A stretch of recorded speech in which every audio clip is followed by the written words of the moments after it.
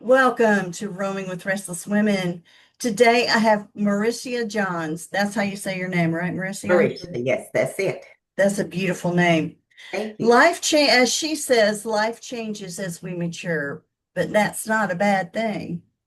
Maricia writes about things that pertain to women who have reached a certain age or who plan to reach a certain age. I like that. Sometimes it'll be funny, sometimes it'll make you think, and it will always be informative.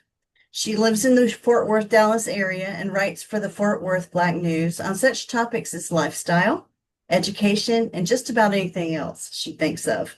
Some people call her wife, mom, sister, cousin, professor, teacher, lifestyle consultant, member of the Zeta Phi Beta sorority, and more, but one of her favorite names is Honey. I almost said Mhm. Granny. Oh my goodness. That's that's the name that her grandson calls her. And she says, "See, I told you life does not stay the same, and neither do names." Mhm. She embraces being a grandmother, but never wanted to be called Granny. I'm Granny for my grandson.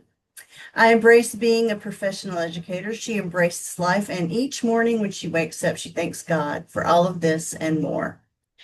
But this journey is not about her, it is about all of us. Mhm. It's about us talking and sharing and giving suggestions and just having fun. Because, as she says, this is your best year.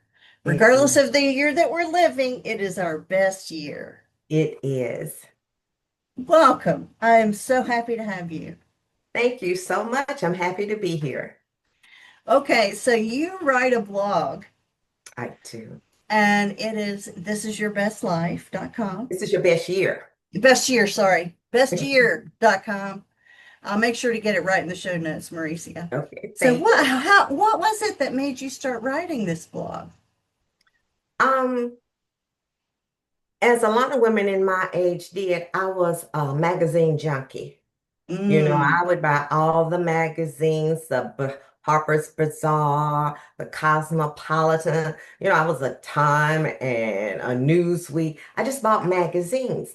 And it was always something in there for me. But as I grew older, there wasn't anything for me. They would ask questions. I was like, oh, I'm past that. oh They yeah. they would tell you makeup tips that I knew I would never try, clothing probably that I would never wear. So, and they didn't give me things that I wanted to do, which is a little bit of everything. So I decided if I can't find it, then I'll write it. And I knew some amazing women. I've met some amazing women, and everybody's different. So that's what I wanted the blog to be. I wanted it to be different. Like I said, we talk about a little of everything. We're serious Yeah. sometimes, and sometimes we're funny. Oh, 100%. And the funny thing is, you're right that the magazines tend to focus on people under 50, Mhm. really and truly. And then once you get over 50, unless you're reading AARP, which And I do I'm love it. grateful for. I'm Mhm. grateful for it. But it doesn't necessarily encapsulate everything that I want to read about, right? So tell Yeah. me some of the topics that you have found to be most representative of what you like to write about. Well, one of it is my name as a grandmother. And I tell them there's no specific way, there's no roadmap to aging, especially for women.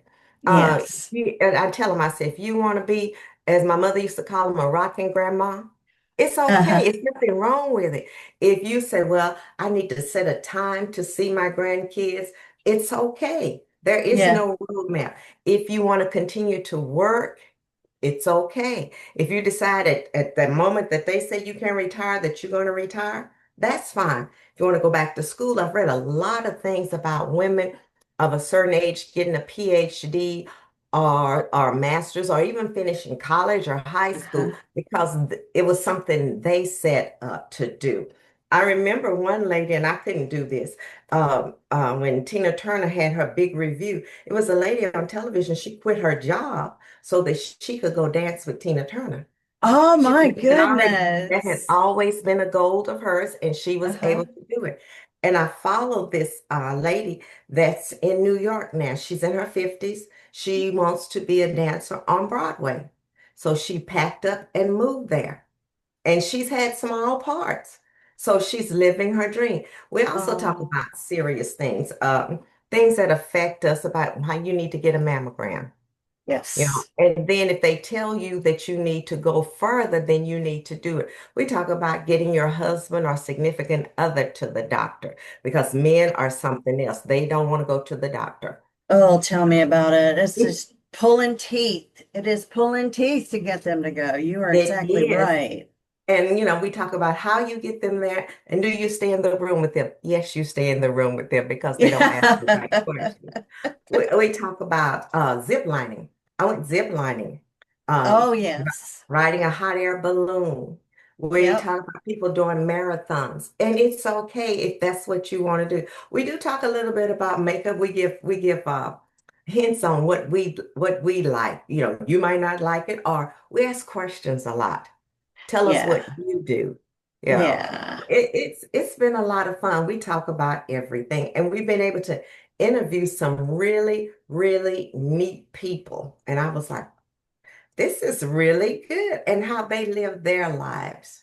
Yeah, I have had the opportunity with this podcast to interview a lot of women who have been senior leaders in corporations Mhm, or have been cancer survivors or are brand new grandmothers. I mean, so we're on the same path, and it is mhm. amazing how I think a lot of us are realizing that nobody is telling our stories.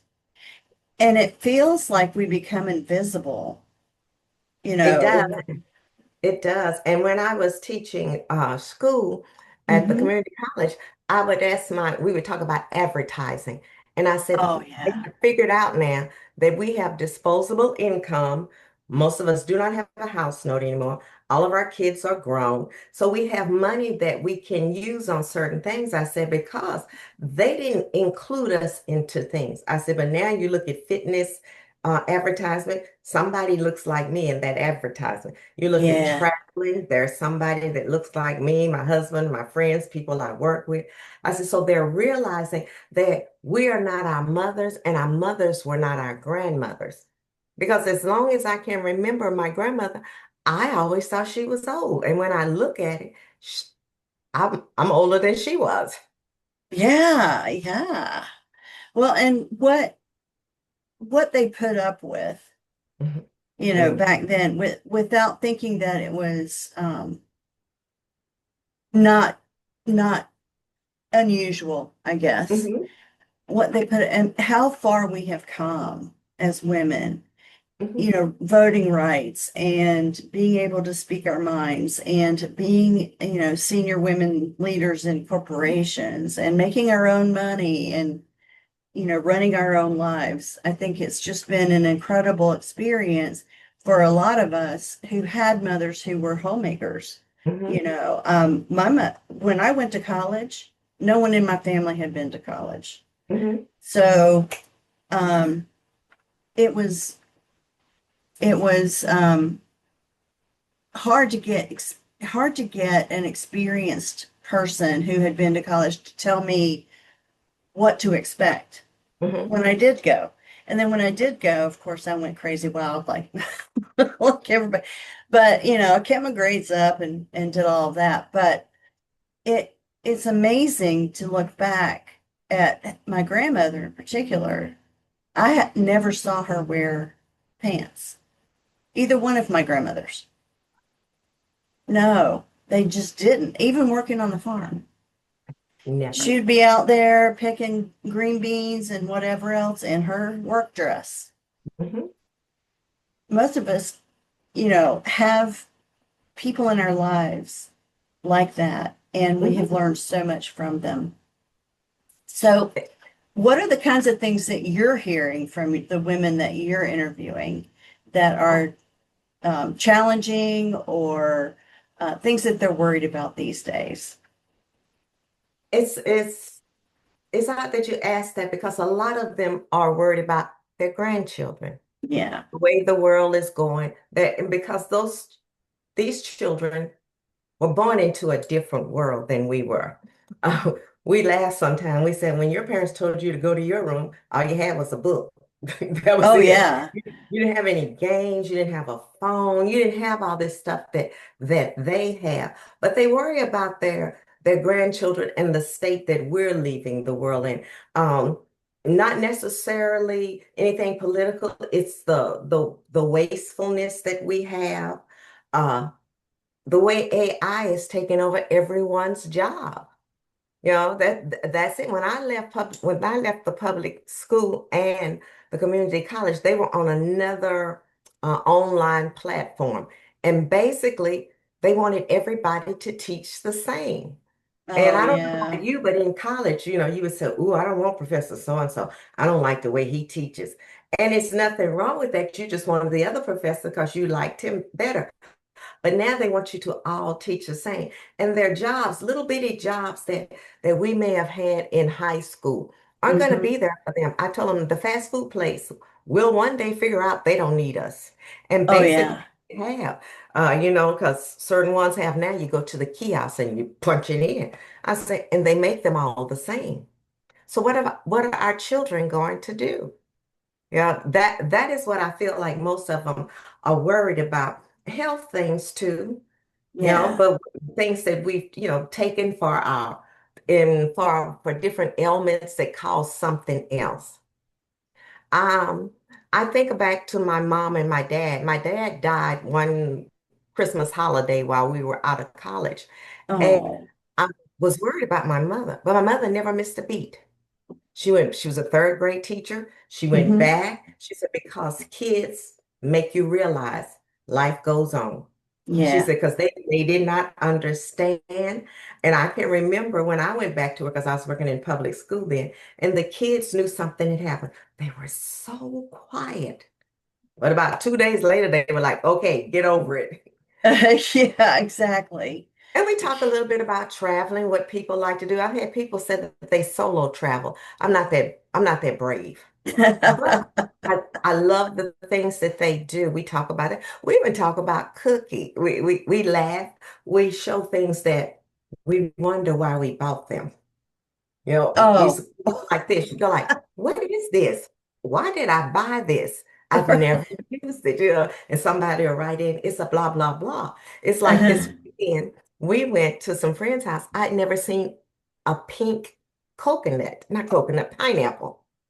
I had never seen a Oh, pink. yes. And I was the one doing it. And I was like, is something wrong? But I'd never seen it. So we talk about things that we do. Like I said, we talk about makeup. We talk about cleaning the house. We talk about a little of everything. We do talk a little bit about politics, but not so much. It's Yeah. like the women we see that are going into politics, because we always figure out that the best job is to be out of politics because you can do those speeches and make a whole bunch of money and you don't have any responsibility. Oh, yeah, for sure. So that's So, some of the things that we talk about. so when you taught in community college, Mhm. what did you teach? I taught business, and it goes back to when I was in high school. My favorite class of all times was general business, which we call business principles now. It's because you could just open up the paper or open up the computer now and find something to talk about. To me, it was so much fun. We had job fairs. We did a job fair for the kids. Uh-huh. They could go to things I did a partnership with the Fort Worth Chamber of Commerce, and they would let my class come. I had businesses that would have banquets, and I could get tickets for them, and they could go, and their assignment would be certain things that they had to do. A lot of times I didn't go with them because I told them, I said, you're different when I'm there. You're looking, did I do the right thing? No, you do it. Right. We Right. did one of my favorite things was we did the Main Street Festival, Art Festival in Fort Worth, which is huge. And they had to go down and interview people to find out where they came from. Did they have insurance? Where did they stay? Because it's about 3 or 4 days. How many Uh-huh. times they had come here? Then they had to do a food vendor. It was funny because I had one guy say, I found the food vendor and I told him this was my teacher's favorite food at the day, and I got free food. I was like, okay. But I loved it when I was in high school. That probably was my one of my favorite teachers that taught it, and we're still friends on Facebook now. Wow, wow, that's great. Well, it goes to show you that the teachers that um depart real world knowledge, real Mhm. world wisdom, real world experience, those are the ones that you remember. They are, and I learned stuff from that too because I'd always heard it costs X amount of money to be in the show. It's a jury show. You have to apply Yeah. and then they pick you. Some people said they only did 3 a year, and this Uh-huh. was one of them. And there were different things that came to light. I learned from my students in community college because some of them had businesses. Some of them still had business. Some of them had it online. Some of them had it brick and mortar. It was truly interesting. It was a learning experience for me too. Well, it's amazing to me to look around at the younger generations and realize that a good portion of them are not interested in going to work for someone else. They're interested in starting their own businesses. Hmm. And I don't think that the education system has really caught up with them. Hmm. They're kind of doing it on their own and getting out They there, are. and they're very ambitious. They And they don't they like the really thought are. they don't like the thought of somebody else having their future in their hands. They really don't. And like I said, you find some, like one guy would go out and he would go to the thrift shops and he would buy things, but it had to be certain things like certain names. And Yeah. if he bought it for $15, he would put it online and sell it for $75. And Can you believe that? I Wow. was like, dang. And so I like the things that they do. Sometimes it scares me because I tell people they will quit a job in the middle of a job. Oh No, yeah. no, I don't like it. And say, I tell them we're more practical. Well, I have to pay this bill, so I'm going to stay here till I can pay that bill off. Yeah. Well, and if you think about it though, they also don't have all of the overhead that we do as we go through our lives, don't have the mortgage, don't have probably the only thing they have is a car payment and their cell phone payment. Um, so tell me a little bit about being a grandmother. Well, when my daughter and my son-in-law told us they were pregnant, we were over the moon. Mm-hmm. They told us they were having a boy, and I told Uh-huh. them to give him back. We don't do boys. You need to give him back because we have two girls. Yeah, I do too.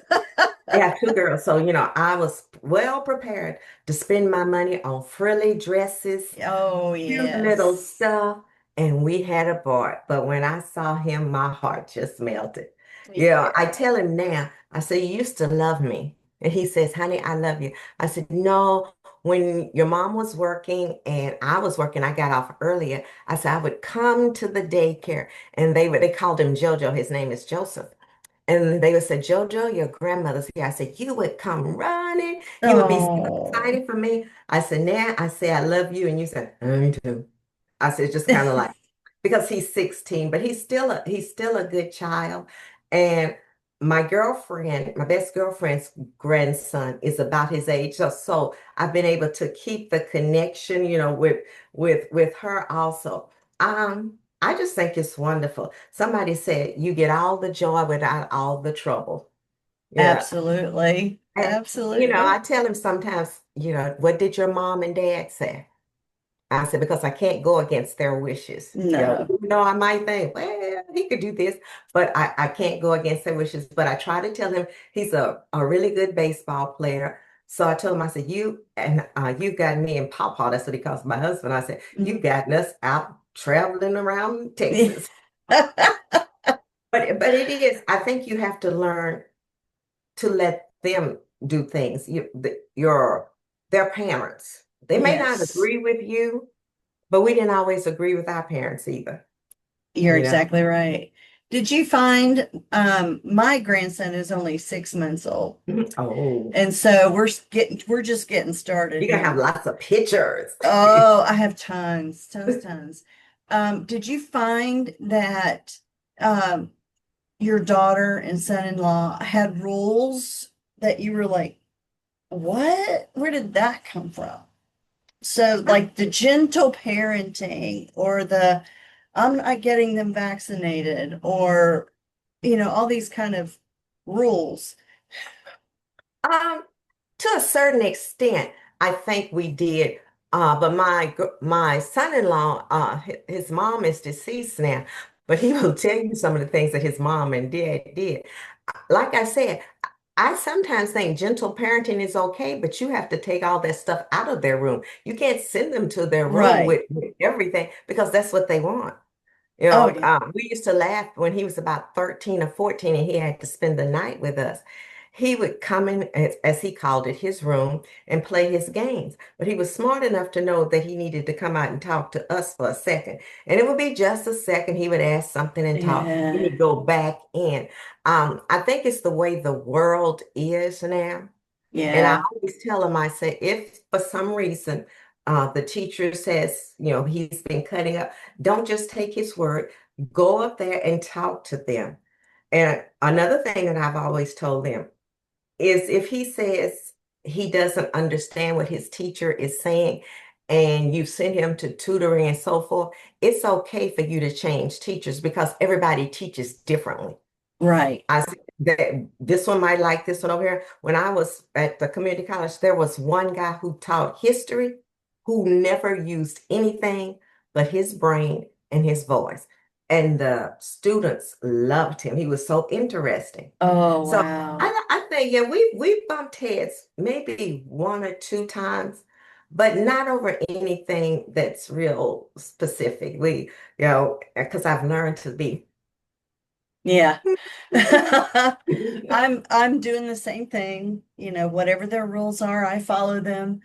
And you try to tell them, you try to tell like I told my son, my grandson, be grateful. Be grateful for the things that you have. So you need to be grateful. You need to even tell your parents thank you. I said because they could have done something else. And he every trip they go on, he's been able to go, except maybe one right after Christmas, they go on a trip. She wants to get him to all 50 states. We don't think she's gonna make it, but she's trying her best. Well, good for her. I think traveling and making sure that they understand that there's life outside their one little Hmm. community and that Hmm. it's different. Every place you go has a different culture, a different group of people, different food, different everything. I think it's great, even if it's just within the United States. It's Hmm. amazing how much diversity and how much fun stuff we have just in the United States, Hmm. regardless of the world. Yeah, that's how I said. I say even in Texas, I'm originally from East Texas. There are no big cities in East Texas. Tyler is Right. probably the biggest city, and it's maybe 120,000. I said, Hmm. so then you go to West Texas, that's different. Yeah. So I say even in Texas. Oh, yeah. We traveled Texas last year. Mhm. We were 6 weeks in Texas traveling, Oh. so it was fun. A lot of And fun. that's what I told my husband I'm going to do for my birthday. I already have one of my roommates from college, and we're going to take a road trip. We just have to kind of figure out where we're going to go and where we're going to stop. Yeah, well, it's a lot of fun. So I have three questions that I ask at the end of every Mhm. episode. But first, before I get to that, I want to ask if you have any words of wisdom for our audience out here, these women who are watching you right now. I think the best thing I can say is do you. This part of our life is we've gone through some things and maybe things didn't turn out the way we had hoped, but even when we were younger, they probably didn't. But do you, when you wake up in the morning, you might have a new ache or pain, or you might not finish doing, feel like doing anything. It's okay. I call it pajama day. You get up Yeah. in those pajamas and then you take a shower and you put on a new pair of pajamas and maybe you'll read or whatever. But if you don't want to do anything, that's fine. Just do you. Do what makes you happy and try to find like-minded women who want to do something too. But you could have two or three best friends. People say, "Oh no, you have one best friend." No, this one likes this one likes that, and never the two shall get together. So Mhm. enjoy your life. Life changes in a blink. It just Yes. changes in a blink. I'll tell people now that one reason why I retired is because neither one of my parents lived to retirement. My dad Mm. died really young before he was 50, and my mom was going to retire from teaching in January, and she passed in October. So, Oh my when you think about that, and I said, goodness. so I went on, and I always tell them this, retirement money is not work money. But you That's find out right. there's so many things in your city that you couldn't do because you were at work. So let's do it now. Absolutely. Absolutely. I like having a flexible schedule myself Mhm, now, even though I'm still working. I mhm. love having that flexibility in my schedule. I work for myself. So I don't know that I would want to ever go back. You That's know, why I used to tell people the difference between working in public school and working at the community college. I said was the flexibility. I yeah. said sometimes it kind of got to you. I said, but in the public school you had a schedule and you had to adhere to that schedule. Yeah, it's amazing when we relieve ourselves of schedules. It's a lot of fun. Yeah, Okay, so I have my three questions. You ready? I'm ready. All right. The first one, close your eyes and tell me what appears in your mind when I say wise woman. My mom. Oh, okay. So describe her and what makes her wise. My mom and dad raised two girls and a boy. And I'm opening my eyes now. Is that okay? That's great. And my mom raised us the same, but differently. She raised her two girls with the idea that this may be what it is. You may get married and you may not get married, but you have to be able to support yourself to go out and do things on your own. You have to step out sometimes in faith. And I think that was a wise thing. Like I said, when my dad died, my mom knew how to pay the bills. She knew where everything was. You know, like Yeah. the thing she had to do was go back and change the names on the checks or whatever because it had his name on there too. But again, she never missed a beat. I just always thought she was one of the strongest people because I even told her I was still in college. I said, when I graduate, I'm gonna come home, I'm gonna find a job, and I'm gonna build right next to you because we own that lot too. And she told me no. She said, you can always Oh, come home. She said, you can always come home. She said, but you need to get out and spread your wings. And I just always thought that she was the wisest woman that I knew.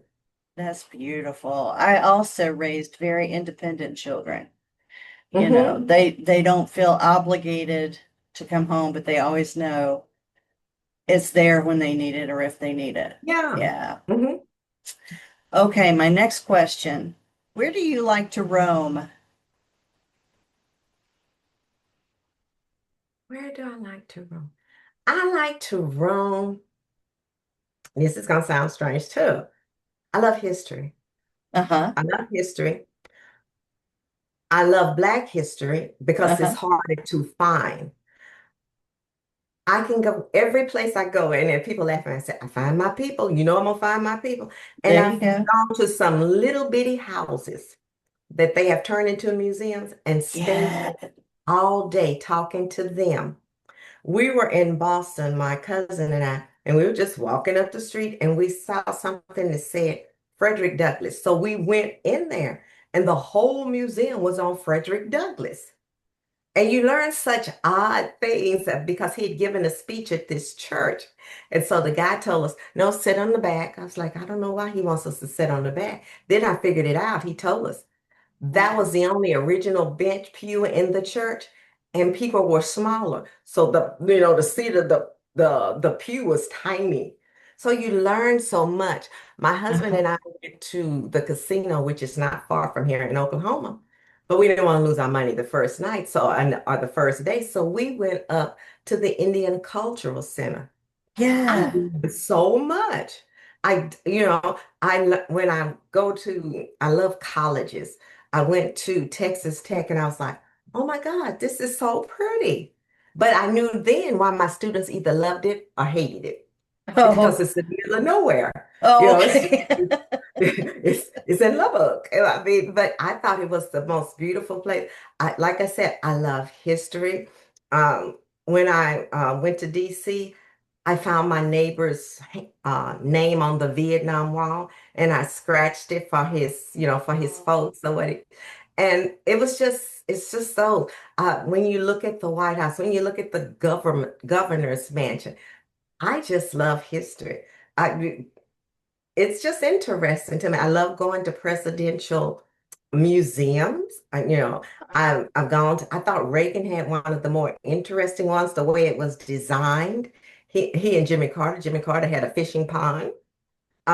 It's just interesting. I called President Bush, the one from Dallas, I called him Baby Bush.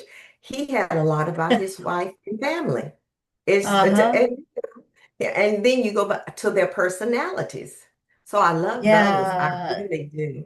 I really like when you learn something um odd Mhm. or just a little tidbit that no Yeah, one you go else like, talks about. It's hey, really did cool.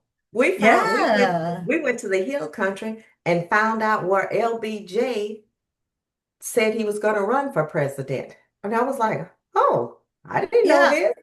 When we Mhm. drove through the hill country last year, ele- uh, I noticed the site you were talking about. Mhm. But then I also noticed in Texas in particular, every single cemetery is marked Mhm. with a green sign, a regular road sign. Mhm. That's not in every state.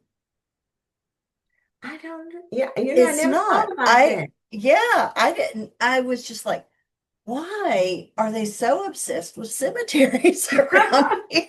And I don't know why, but I do know that every cemetery we passed as Mhm. we drove through Texas, it had a green road sign showing where to go to that I cemetery. never paid attention to that. Now Yeah, you now have me going. there's a fun fact for you. So history, history, and when I was teaching in public school, I had a young man come in, and it was school had already started. So I Oh, looked at his name, and then I looked at him, and I said, "They're gonna laugh at your name. Do you know what it means?" And he said, "Yes." I'll always remember him. His name was Vincent Longtime Sleeping. And he was Native American. I don't remember what tribe, but they laughed. And when he got through telling them, they were like, "Well, what does my name mean?" I was like, I don't know. I don't know what Cooper, yeah, Johns, Williams, or none of that means. But it was just interesting. So I always yeah, tell my students, especially if they have kind of odd names or they have names that came from other countries, why did your parents name you that? And most of them could tell me. uh-huh. Yeah. Yeah, that's really cool. Okay, here's my final question for you. What Mhm. makes you restless in a good way? What makes me restless? Being interviewed for one thing, because I'm just like, am I going to do well on the interview? You know how you Oh, go out and you see people say you're supposed to do A, B, C, and D? I just kind of threw that out. It's even yeah. when writing the blog. People say, well, you have to have a certain time that you're going to write and you're going to publish. Oh, yeah. I might not have anything to say that day or anything that I think it's worth somebody reading. So those make me restless in a good way because I'm always trying to think of something. Um, I think, like I said, worrying about my grandson, I'm restless about that, but it's in a good way. I think he has the foundation to do well. And when I say well, it's not like go out and become a multi-billionaire or whatever, but he has the foundation to be able to take care of himself in his life. And as we get older, I don't think I'm restless. I think I'm grateful. Yeah. I've had a few health issues, but I've gotten over it. And I've learned that if I don't feel like doing it, sit down and don't do it. Right. It'll There's be no guilt okay. involved. It'll be okay. I know people say that the news makes them restless. Doesn't make me restless because I only look at the news to hear the facts. I don't need your opinion. Right, All I exactly. need is the facts. So I'm still just a local news and a national news program, and then I'm through. Yeah. So I can't I can't worry about the world so much. Well, thank you so much for being with Thank me today. you. It's been a great conversation. I really appreciate it. Thank you. I've enjoyed it. Julie Noonan here. Thank you so much for listening to Roaming with Restless Women. If you're a successful senior woman leader who would like to be on this program, please visit podcast.intuitivewisdomcoach.com. If you enjoyed this interview, please share this episode on social media and make sure to subscribe so you don't miss any future episodes. Your thumbs ups and reviews go a long way.